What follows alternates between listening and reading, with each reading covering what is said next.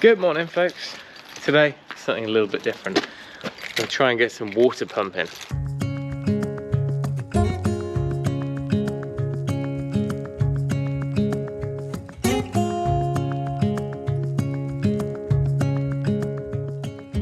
Today, something a little bit different. We're going to try and get some water pumping up out of the brook. And I'm trying to be super frugal about it and use what we've got, plus a small purchase. So this is a generator, and I bought this 14 years ago, and it's not been used in about 12 years. So firstly, I want to see if it'll run, and then secondly, see if this paired with a normal dirty water pump will be sufficient to do what we need. We're definitely going to need to check the oil, but time will tell. It did say about changing the fuel lines as a routine thing every few years, but if they've been dry, I guess they haven't been able to perish. I've used this generator for photography events over the years, but only an hour at a time, now and then. So the oil level is absolutely fine and pretty clear, so I'm not going to even bother with that. I mean, is there any chance we can just simply fill it with fuel and fire it up? It's worth a go. So what's the idea behind this? Well, the idea is that we don't have to cut 50 litres of water in the boot of the car each day down to the pigs. We've got a brook that's running all year round. We're able to take water from that, it's clean. So can we switch to a weekly or even fortnightly top up of an IBC or big trough using this generator and a pump? Alright, fresh fuel.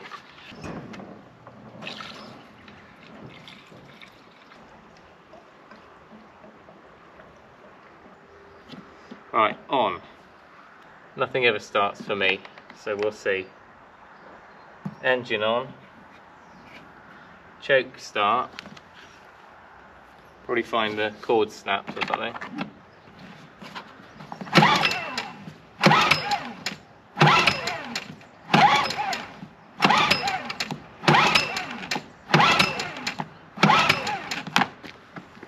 Didn't think so. Engine SW.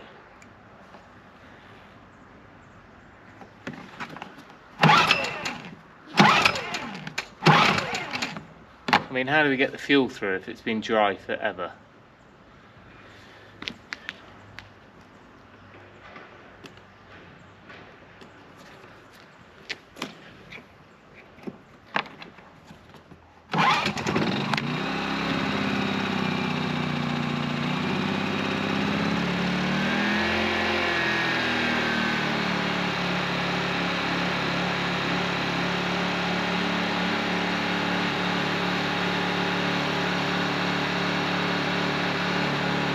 Come on.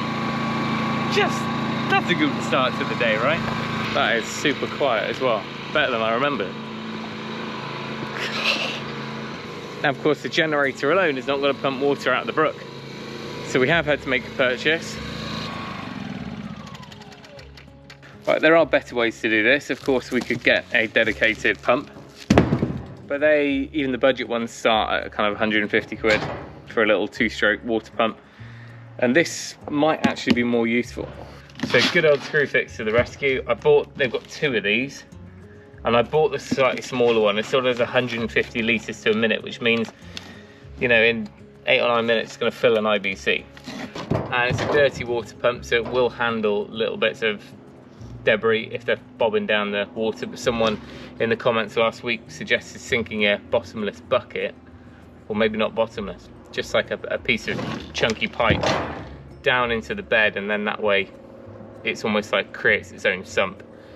So as long as the top of that pipe or bucket is below the surface of the water, it's more likely than not going to be clean in there.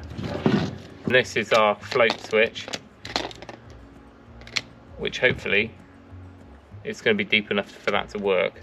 Right, what's the point in standing in a yard talking about it? Let's chuck it in the car and do a field test.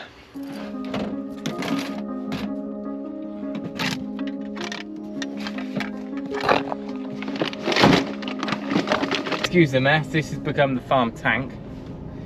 I'm looking at a new vehicle for the farm, a very budget vehicle, but something that's a little bit lighter and something that really doesn't ever have to leave the farm. That could be something that's been written off or damaged or no MOT, but still a relatively modern vehicle. That said, you know, I've been doing this for a few weeks now, and even with no hardcore or grip, the Volvo manages fine getting up and down those banks and through the water.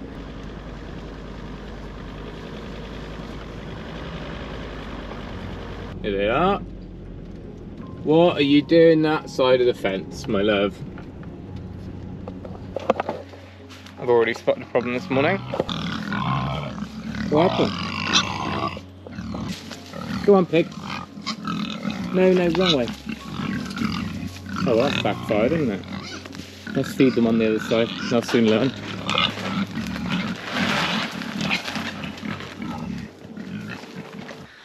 That's either a sign that the fence is running a little bit low, or the battery's running a little bit low, or they normally sleep here. They never change. So when they were that side, they slept here.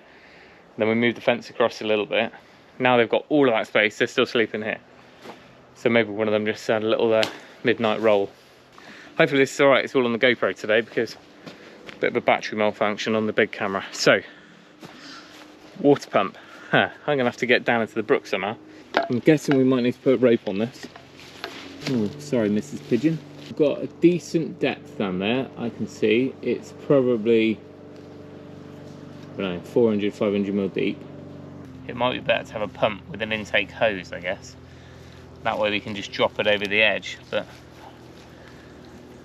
maybe it's better to have the pump right at the source. I don't know. I'm sure someone's going to tell me though. Well, I think the first problem is definitely going to be length of hose, because it ain't going to reach. Question is, do we get to now roll this out like a firefighter? Ready? Alright, not quite so satisfying as I was hoping. Let's hope this all just friction fit on here.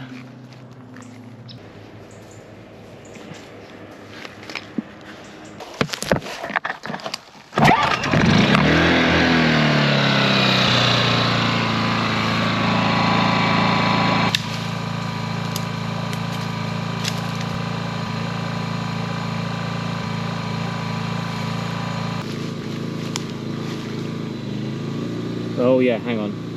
It did something then. I only think that we're giving it too much head to deal with.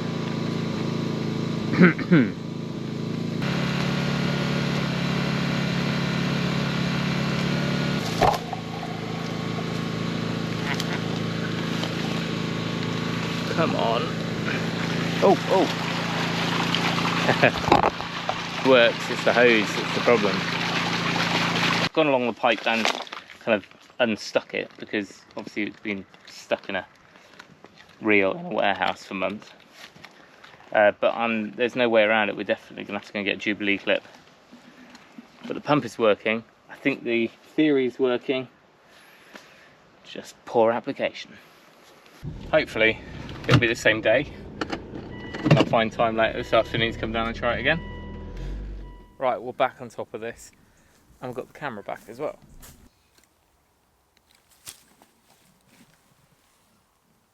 Should hold.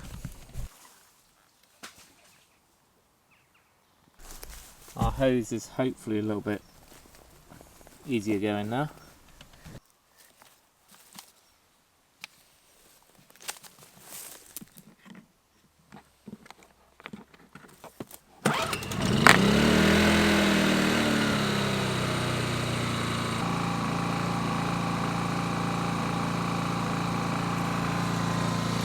Okay.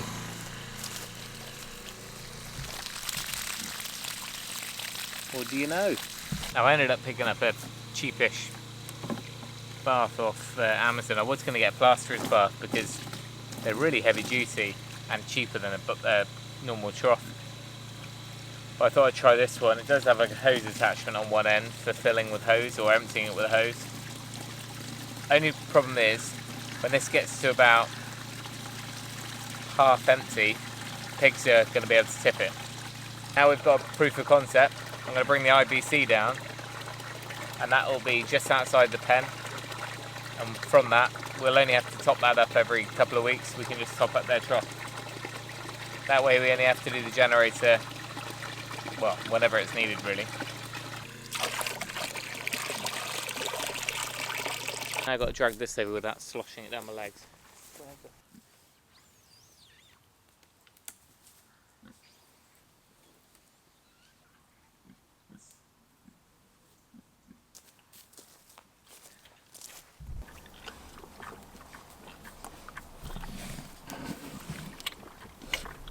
How'd you like that, girls? That is Peckham Springs' finest. Well, we'll save the IBC adventure for another day because I've got enough to get on with without getting distracted. Chipper's arriving soon, so we can shred. There's just branches everywhere, but we've also thinned out a load. Now this is just a miniature version, I guess, but the previous owner of the farm had a big PTO pump which irrigated, 100 acres of pasture. The fact that we've got this, we can fill an IBC, but thinking about it, there's no reason why this won't fit down through the top of an IBC. So as we move into the autumn and spring next year, where we're doing a number of areas of tree planting, new hedges going in, there is an option that we can pump it into an IBC.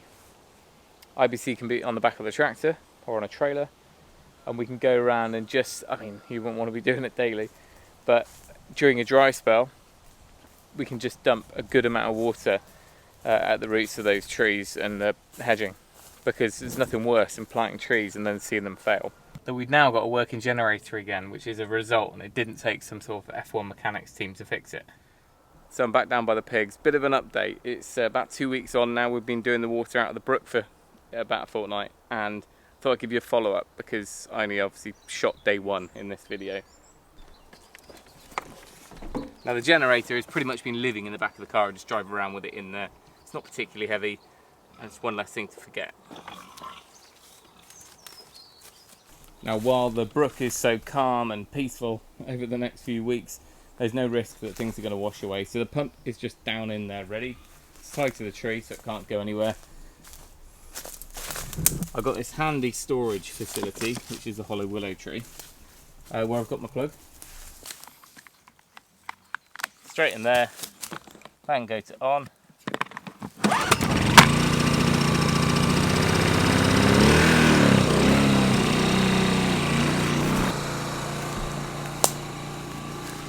The float is where it needs to be at all times.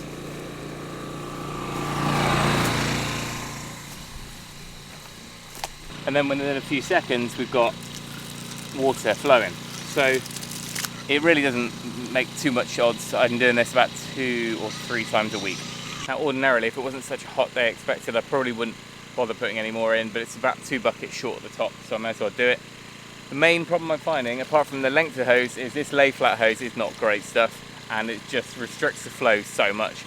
I think if we had a purpose-built delivery hose, or purpose-made, rigid delivery hose, it'd be a lot quicker.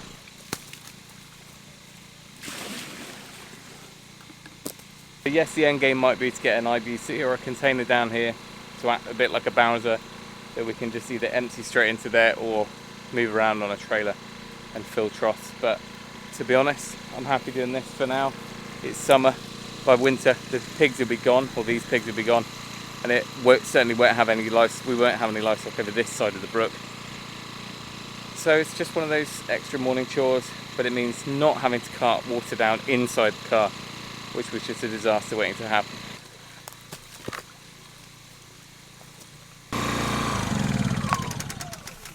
So there we go, that's our little solution to water at the moment. Yes, water is a big problem at the moment. Drought is upon us, and it's crazy really when you look at the top fields, how dry they are. Put some hay out for the sheep this morning, and I've actually let them across here so they can come through the water up onto this side. So it's a premature move. They weren't really going to be over here until I finished railing off the end of the fence, but I've made it temporary for now, and at least they've got something a bit more green over here. They've actually got access now to the whole of the secret meadow, apart from the little bit the pigs are in. And believe it or not, it's not too bad over here. It's a bit green under the trees still. They'll pick around and they'll find a good, probably 2 weeks worth of grazing over here. We just need to keep an eye on it. Obviously, if there was a flash flood, you never know. We just want to make sure they're back before that happens. Any tips on where I could find a decent length delivery hose? It's only about 20 meters, but leave that down in the comments because that'd be helpful. I've done a few kind of searches, but I just need to find a relatively rigid reinforced hose that I can just use on a regular basis. It means we're not using water from the taps, which is cheaper, but also it's going to help this current situation, I think. And we're only taking a smidgen out of the brook, which otherwise we would have been using the same quantity anyway. I'm not using it for wallows. Down here, we're not using any water for wallows. Up the top, we're actually getting through quite a bit to keep Matilda cool, but I'm hoping to bring her down here with the piglets. Not sure how that's going to work yet, but that's another adventure for another day. Whew. Morning chores. Thanks for watching. Remember, if you can, do it yourself. See you next time.